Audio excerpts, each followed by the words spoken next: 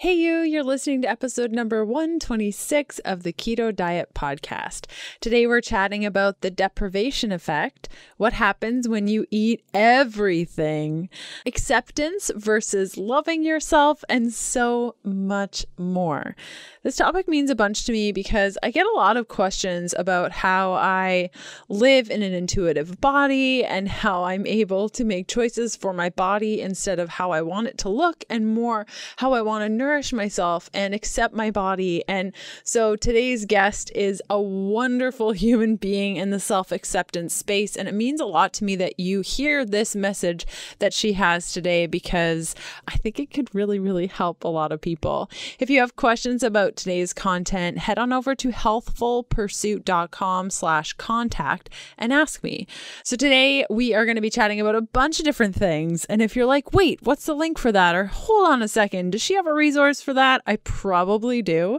And you can find all the resources and links and all the things over on today's podcast extra and transcript, which you can find at healthfulpursuit.com/podcast/E126. I got one cool thing for you today, and that is that I've been busy writing a cookbook for what seems like forever, and it's coming out in April. And if you're looking for a keto recipe book that's focused on meal planning and really teaching you how to plan your own meals and look at keto meals a little bit differently, I highly recommend you pre-order a copy. You can find out how to pre-order by going to ketodietbook.com. Amazon also has a price guarantee for their pre-orders. So when you pre-order with Amazon, you lock in the lowest price that it will be from the day that you lock it in to the day it launches. So if it gets down to $11, that's the price you'll pay for the book when it launches. I'm just so excited to share this next paperback with you. And when you pre-order, you get a couple of free things from me. So once you have pre-ordered, head on over to ketodietbook.com, click on the free with your copy link at the top. All you got to do is enter in your email address and I will send you a free Keto Essentials bundle. That's complete with an allergen guide, a 3-day meal plan, and a special coupon code. Okay, let's do this thing. Welcome to the Keto Diet Podcast, the show all about keto for women so you can burn fat, balance your hormones, and heal your body. Starting and maintaining keto can be challenging without the right support. So just for listening to the podcast, I want to give you 20% off the Keto Beginning with the coupon code Keto Podcast. That's all one word. This 30-day program gives you a clear step-by-step how-to so you can quickly adapt to a ketogenic diet, avoid common struggles, and get the results you crave. Go to healthfulpursuit.com/begin to get your Keto Beginning discount today. If you're new around these parts, I'm Leanne Vogel. You may know me as the international best-selling author of The Keto Diet, founder of HappyKetoBody.com, or maybe you know me as the nutritionist that likes dipping pork rinds in avocado oil mayo. I'm so glad you're here with me today. Thanks so much for listening.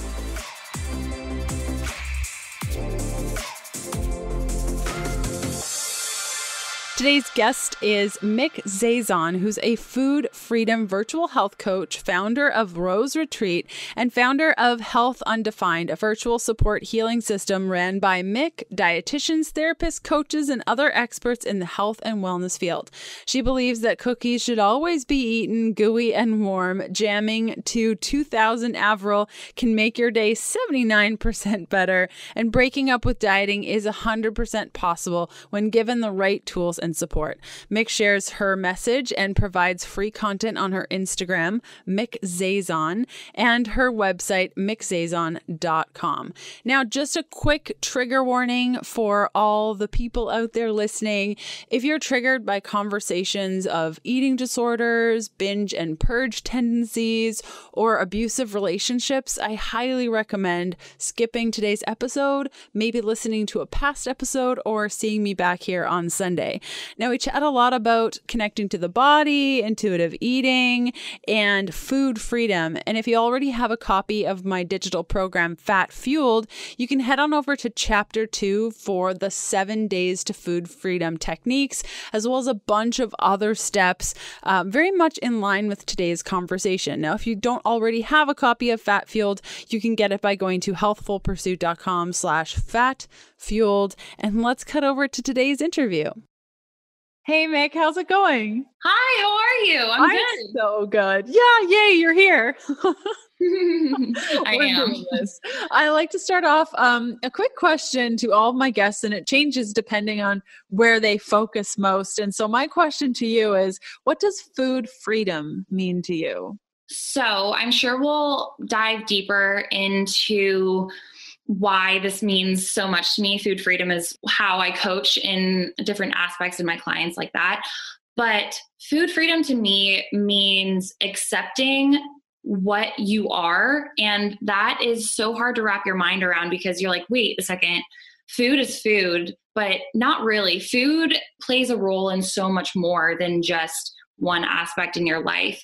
Food is a relationship. And when you can accept your cravings, why you crave things, and your emotions, and learn that all of that is okay, then you can learn to listen to your body. And freedom means completely different things to other people. For me, it means eating cheesecake in the morning and sometimes eating eggs in the morning. And for another person, it could mean paleo or, going gluten-free, keto, or anything like that. So freedom means anything that you want it to be. And okay, so there was a lot there. Oh my gosh. And previous me, before I understood food freedom and body acceptance, a lot of the things you said just terrified most people. Mm-hmm. Like, what do you mean cheesecake for breakfast? What do I you know, mean right? eating whatever? Like, speaking to previously, Anne, if I allowed myself to eat whatever, I would be 5 billion quadrillion pounds eating chocolate cake for breakfast, lunch, and dinner. How is this even possible? And I'm sure you get that question a lot. How do you navigate that? Because there's a lot of fear wrapped up in what you just said. Fear and shame. And I go through this with my clients all the time. When we're so wrapped up in this shame cycle, we can't accept and we restrict things that we love in our lives because we are so fearful of who we are. And when we can just accept and say, hey, I really freaking love cheesecake, or I really love brownies, and this is something that I've restricted myself from for so long. Yeah, it might be a case of when you choose to eat it, you might overeat it for a little bit. You might be, but that is just you accepting what is. And I'm pretty sure it's called the deprivation effect, but it's indulging in what you have restricted yourself from for so long. And pretty soon you're going to be like, oh, I love this. I love the brownie, but I don't need it 24/7. And then you start to, reset your body and reset your mindset towards food. Yeah, I love that you mentioned that. It's something that I experienced, January 2015, I want to say. I bought $100 worth of candy and I put it in my pantry and I said, Leanne, anytime you want this candy, you have at it, girl. And it lasted like 3 solid days where I ate candy, breakfast, lunch, dinner, snack, breakfast, dinner, lunch, snack, all the time. And then after 3 days, I was like, I don't feel so good. So then I started eating kale with candy, ground beef with candy, and then slowly not a lot of candy because I kind of got rid of that out of my system. Yeah, you're like, hey, it's just candy. Yeah, candy sounds good right now. totally. Exactly. How does somebody get to that space of, it's a huge leap. And I remember being absolutely terrified of like, I'm going to the store right now. I'm going to buy candy and I'm going to tell myself that I can have it whenever I want. It's so scary. And I'm on the other side of it. And now I think like, that's not like, you can totally do this. It's fine. I lived through it and I'm a better person because of it. And I feel so much more balanced. But how do we get to that space? So again, it's difficult. And the first thing that I explain to people is, number one, accepting what is, and number two, having support around you. And support could mean anything. I mean, when people think of support, people think of, calling your mom and saying, hey, I have a problem. But in reality, it could just be calling your mom and asking how she is, having that human connection, something that we as humans literally need to survive. Having support around you can help you navigate through life better. And like I said previously, food isn't just one aspect of your life. It plays a role in everything. And when we control other parts of our lives, then we gain control of, finding our own freedom and gaining control of our cravings and how we navigate ourselves through food every single day. Back to today's episode in a sec. Today's episode is sponsored by Perfect Keto. Perfect Keto creates the ultimate products for making the keto lifestyle easier and more effective. All of their products are dairy-free, made in the USA, gluten-free, doctor-approved, and use zero fillers. From exogenous ketones to boost your ketone levels for mental clarity, keto bars for a quality fat snack, MCT oil powder for making your coffee fatty and creamy without the dairy, and so much more. You can get 20% off anything in their shop by going to perfectketo.com/KDP. Use the coupon code KDP for your 20% off anything your heart desires. If you're unsure of the link, simply check out today's show notes for all the details. Okay, back to today's episode.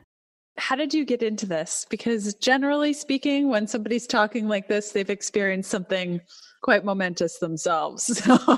Yes.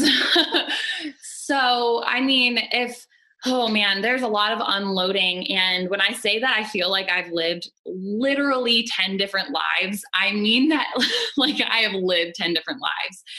And so it all started in high school when I did my first diet. I don't know if you're familiar with Advocare, but I did my first Advocare 24-day challenge. And from then on, I went through the restrict binge cycle, and I didn't think anything of it. I literally thought that I was doing what everyone else did. And obviously when you think something like that is normal, it snowballs into, when I go on my next diet, I can diet more and get into this restriction mode. And then it plays into this shame cycle when you get off the diet and you open yourself up to eating foods, and then you diet again, and it's just this awful cycle. So it started in high school, and then I actually was in a really, really abusive relationship starting my junior year of high school, and that lasted for about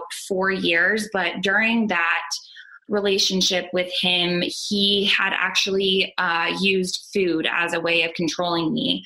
So he would restrict food from me, and he would restrict money from me, so I couldn't buy the things at the grocery store that I really wanted to get and eat. And that created shame. Like, I'm not supposed to have these things because someone I love is telling me that I can't have them. And it was this emotional battle. And he soon actually taught me how to throw up my food after he began to control me even more. And so it was this huge spiral of emotional distress and loving someone, not knowing how to love myself first, and not even learning how to accept myself first, and finding my worth in a relationship and a man who abused me. But it was more of as hard as it is, it was more of a reflection of myself, because I didn't know how to love myself, and I chose someone who, chose to abuse food the way that I was still abusing food, and just made it a little bit worse. And so I began to work out and diet even more. And I went through a few eating disorders. I went through body dysmorphia. I went through bulimia, and then binge eating and orthorexia. And it was just all of this spiraling down. And pretty soon I realized at the end of my abusive relationship, when I found out that, enough is enough, and I can't be living, when someone is literally starving me every day, and I'm starving myself, and I'm constantly in the most restrictive relationship with not only myself, but he was restricting me from my family, food, and my friends, that I had nowhere else to go but to fight back. And I decided enough was enough, and I left, thankfully, and I actually left the country. And because for those of you who are listening and may be in an abusive relationship, I would highly, highly recommend you talking to someone before you do, because when you get out of a relationship like that, it's the most dangerous time for you. And it's important that you have a plan in place. I always say that. And so I started to kind of figure out my own journey through food by being by myself again. And that was when binge eating came into place, because when I was in my relationship with him, it was, restrict, and I was bulimic. So I thought I was curing myself by binge eating because I wasn't throwing up anymore. And then I just began to figure it out. And then I became a power lifter, and I started living that life as well.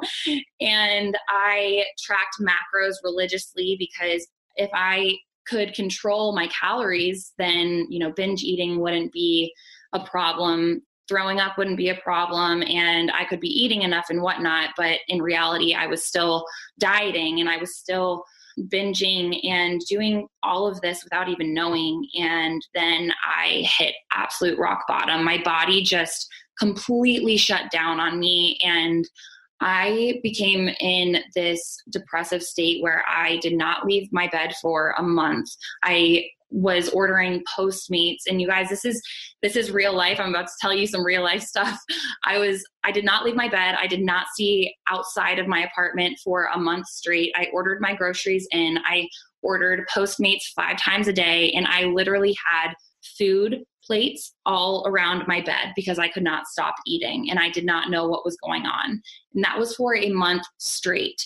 And I knew something was wrong. And I was living then I moved to Arizona. So I was across the country from my family, and I decided enough was enough, and I needed to change my life. I needed to grow from bare minimum, because I literally hit rock bottom. And so I moved back, and I got the help that I needed. And through there, I decided to really focus my life on, what do I really want it to be like? How do I want to cultivate relationships where I can be happy? Not just relationships with other people and maybe a love life someday that's not abusive, but a relationship with myself, food, my parents, and my siblings, and nature, and all of the relationships that you could possibly have. What do I want it to be? And here I am now. Amazing. That is such a powerful story. And I'm so sorry that you had to experience all of that. And as somebody myself, I think we all have traumas that we need to process, whether, I think a lot of us will compare traumas and be like, your trauma was bigger than my trauma and all these things, but really it comes down to a trauma is a trauma, and we all deal with these traumas. Yes. And I think if you hadn't experienced these traumas, you wouldn't be doing the work that you're doing now. Mm-hmm. So do you ever think about that of like, I wish I could go back, or I'm happy that I experienced this because now I'm giving the gift that other women didn't get to experience? Or what's your relationship with that? I would not trade my life for anything. And that is something that I have had to work through for a very long time, because coming from a person who has gone through trauma, and I'm sure you understand as well, like it's a lot of resentment for what happened. And that trauma can lead to you abusing yourself in so many different ways. And there was a lot of thinking, why did this happen to me? Why am I like this? Why am I not enough? Completely just self-loathing. And if I didn't go through that, if I didn't go through such extreme traumas in my life, then I wouldn't be impacting the people at such a deep level that I am right now if I didn't go through those. Mm-hmm. Amazing. Totally. I totally agree with you. I hope you're totally digging this episode. I love putting these together every week, and I hope you're getting something out of it. I love seeing where you're listening from. So next time you're listening, or even right now, take a picture of yourself watching the show or a screenshot of your favorite episode and tag me on Instagram at Healthful Pursuit. And if social isn't your thing, that's totally fine. Just jump on your favorite podcast player and leave a review for the show. Okay, back to the good stuff. Okay, food freedom. So you've gone through all of this, you've recreated your life and designed your life in a way that feels good. what's your favorite thing about food freedom? When you discovered it and you started practicing it, what's like that one thing that makes you feel the most free? I think that is, it's so simple, but eating French fries.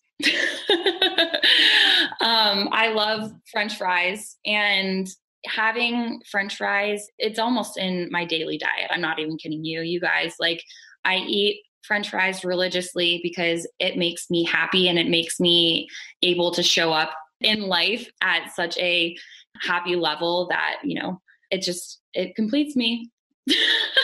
That's amazing. I love that. I was asked this question recently and my answer was not planning. Like, I love just like, my husband's like, hey, let's go out to the mall. And then we're at the mall and I'm like, do you want to just grab a burger? I'm really hungry. Let's just grab a burger. Like, just being able to do that. And like, I used to look at people that would just grab burgers at the mall and be like, I wish I had that life. And why can't my life be like that? And how do they even do that? How is it even possible? Like, did you ever get to that point of when you realized food freedom and you went through this slump before things got better?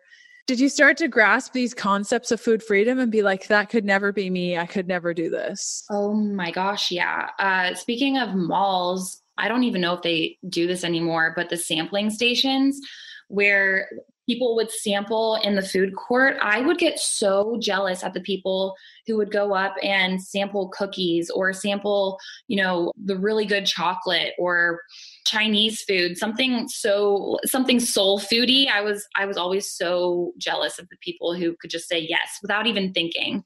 Yeah, right. Totally. And that jealousy. And I think it's important to have this conversation because I find all of the podcasts and books that I would read was sort of like, they would say, well, it just kind of like happens, like just keep learning and it'll just kind of happen. And it does just kind of happen, but nobody just talks about how frustrating it is to be like, I just want to experience this and I want to do what feels right for my body. But there's so much fear around it, especially as somebody, both of us experiencing disordered relationships with food. It's not as easy as like, you just eat. Mm-hmm. Oh yeah. For instance, oh my goodness, I remember when it was like 5-6 months ago, and I was in my house and my little brother was eating ice cream, and I was just watching him kind of react around food, and he decided to stop eating the ice cream with only 2 bites left in the whole entire container. And I looked at him and I was like, what in the heck? How do you just stop eating that? And I think that's such an important topic to recognize, is people are afraid that they won't stop when they decide to eat the things that they crave. And it does just happen, but it doesn't start with just eating the foods that you crave. It starts with dealing with the really, really yucky emotions that you have inside that play a role in your life without you even knowing. Yeah, I'm glad. How old was your brother, or how old is your brother? 13. He was 13. Okay. That's amazing. I love watching children eat. Like that is to just watch them be so intuitive. And oftentimes when we go to restaurants, we'll go to restaurants where kids are just so I just love watching them just, I'm not hungry anymore. I don't feel like that. And it's just this natural thing where they haven't downloaded all this garbage when it comes to food yet. I know. And it's just such a beautiful thing. And then when they're done, they just get up and they go play. Like they're just, yeah. I'm done with this. I'm done. Okay, yeah. Bye. Yeah, totally. It's so great. It's so great. If one of our listeners is listening right now and they're like, I want this, I like this concept of feeling more free around food, where should she start? What's like the place where she could start? I would say finding a professional to talk to is really, really important. And it can be expensive, but having a dietitian or therapist by your side who knows the right things to do. I mean, they've studied this and it's their life's practice is so, so, so important. And there's websites that even have therapy for free. And then there's also websites like Psychology Today who you can search, and you can literally narrow your search down by ethnicity, gender, whether they're gay, straight, transgender, like anything. You can narrow it down to whatever you want in a therapist, and they'll show you where to find them. Cool. Yes. I think support is so important, even just to have that buddy and a sense of community and just somebody to talk to, because like you said, there's so much shame around this stuff, and to have somebody that won't judge you, it's just really, really nice. Okay. So a lot of the women listening, are women, and they have chosen to eat a ketogenic diet for probably various reasons. Some of them reasons because they just feel better eating fat, and other reasons because maybe they read it in a magazine of it being the next best thing and they're doing it. How do we merge diet, and diet meaning eating style, how we've chosen to feed our bodies, with the concept of food freedom? How can we feed our bodies with food that makes us feel good while not using fear to control those choices? Have you navigated that at all?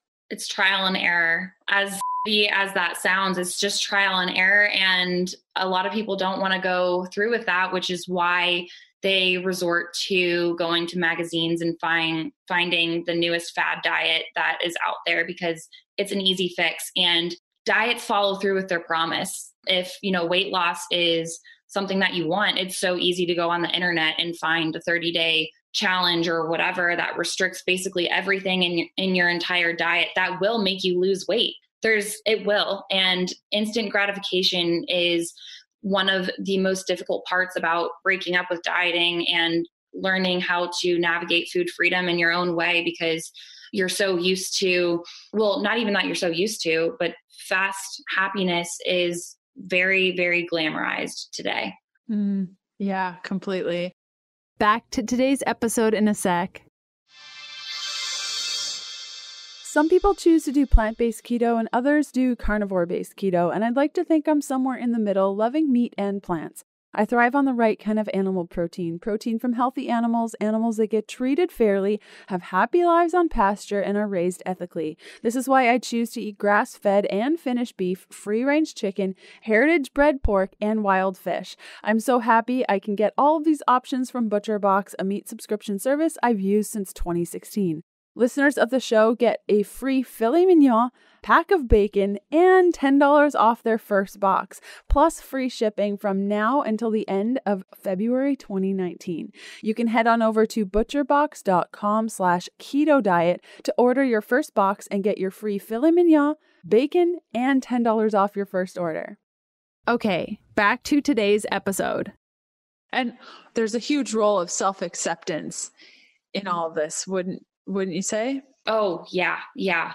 Something that I am very, very open with on my social medias is when you begin to accept yourself and accept that you may need to work through some things in order to find freedom in your life, you might gain weight. It's a 90% possibility.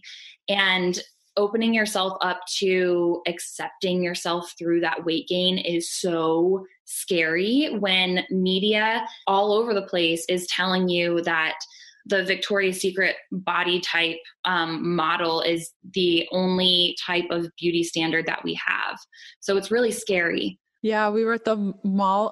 I'm talking about malls today. That's a thing. It's just such a great way of observing people. And oftentimes when social media tells me that I need to look a certain way, or I'm looking through print ads, I'll go to a very public place where there are lots of people and I will just observe normal people in their natural habitat and just look at different bodies and see how they're interacting and the types of people that are there, and just really observing people. And I was at was it Forever 21, I think? And there were lots of young people in that store, and they all just had different bodies, and none of them looked like the bodies we see in magazines. And I think it can be such a nourishing experience to be like, wait, I'm putting down my phone, I'm putting down the paper and the magazine and all the things, and I'm just going to go and observe humans.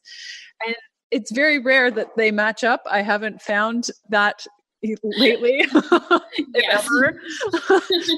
Well, I also tell the people that follow me, and I say this almost every single day, delete the people who make you feel like about your body, unfollow them and start following people of diversity, whether that be of different color, different shape, different passions in life. It's so important to realize that there's so much more to life than looking good on a computer screen or on a phone screen. The media has completely brainwashed us into following the women that only make up 5% of the population. I read this article that the women who have, six-pack abs and a thigh gap and look like Victoria's Secret models, only 5% of women in the population look like that. The other 95% are killing themselves. Literally, some are killing themselves trying to look like that. And it's this distorted image. So the first thing that we can do is just unfollow all of that and start following people that inspire us to be different and inspire us to open our eyes to different possibilities. And inspire us to think. Yes. Like use your brain. Yes. You have one and it's amazing. And the thoughts you think are different than any other person's thoughts. And I've been following a lot of people that make me think about things. How do I feel about this? Like, how do I actually feel about this? And what are my thoughts around this? Have you noticed by releasing control over your diet and your body and all of these things that you have more time to dedicate to like other things you didn't have time for before? Oh my goodness. Yes.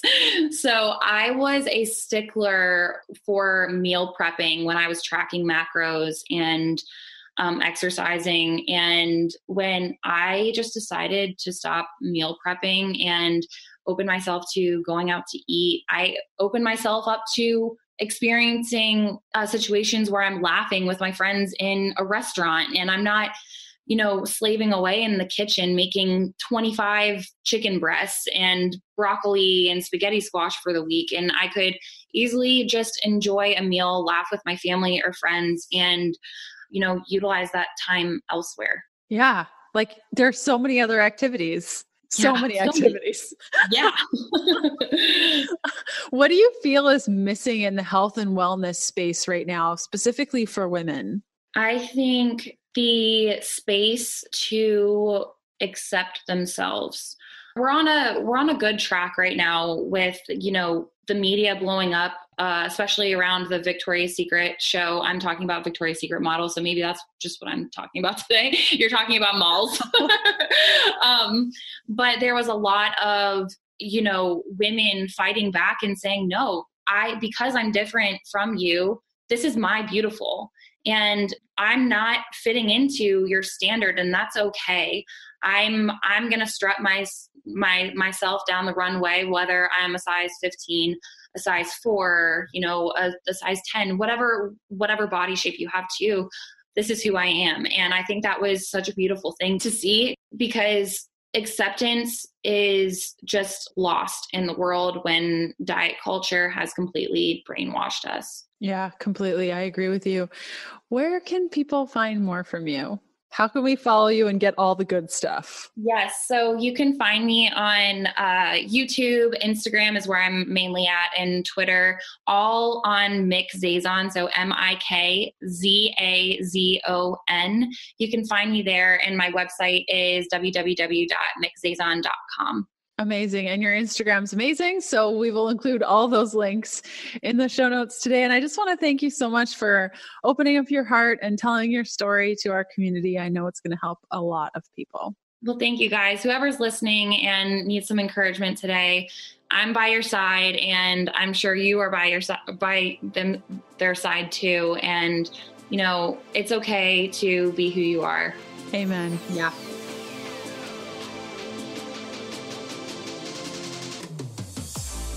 Thanks for listening to the Keto Diet Podcast. Join us again in a couple of days to discover more keto for women secrets for your fat-fueled life. The Keto Diet Podcast, including show notes and links, provides information in respect to healthy living, recipes, nutrition, and diet, and is intended for informational purposes only. The information provided is not a substitute for medical advice, diagnosis, or treatment, nor is it to be construed as such. We cannot guarantee that the information provided on the Keto Diet Podcast reflects the most up-to-date medical research. Information is provided without any representations or warranties of any kind. Please consult a qualified physician nutrition for medical advice, and always seek the advice of a qualified healthcare provider with any questions you may have regarding your health and nutrition program.